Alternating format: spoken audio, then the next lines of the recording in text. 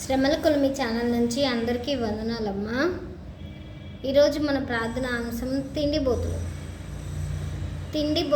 నిన్న నేను వాక్యం విన్నప్పుడు ఈ అంశం గురించి విన్నాను. తిండిబోతులు అంటే తిండిబోతులు ఎక్కువైతేనంట మనకి రెండో రాకడ వస్తుందంట.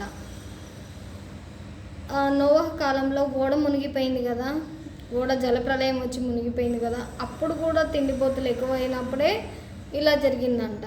అలాంటప్పుడు మనకు కూడా తిండిబోతులు ఎక్కువైపోతే ఇలా జరుగుతుంది కదా. ఇలా జరిగేదానికి మనం సిద్ధపడాలి కదా. ఆ సిద్ధపాటు గురించి దేవుణ్ణి అడుగుదాం, సరేనా?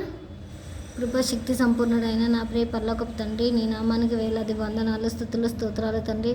తండ్రి తండ్రి అని వేణువులతో కొనియాడుచున్నాం తండ్రి.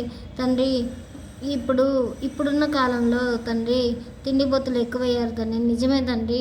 కానీ ఆ తిండిబోతులు ఎక్కువైనా మీరు అక్కడికి మేము సిద్ధపడి ఉండేలాగా చూడండి తండ్రి.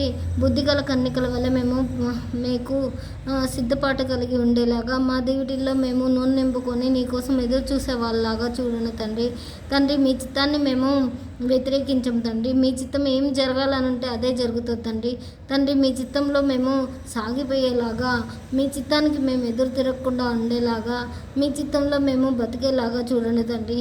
మీ చిత్తానికి అనుగుణంగా మిమ్మల్ని ఆనుకొని మేము నడిచేలాగా చూడమని యేసయ్య కృపా నామమున ప్రార్థించి అడిగి వేడుకొంచున్నాం తండ్రి. ఆమెన్. వందనాలమ్మా.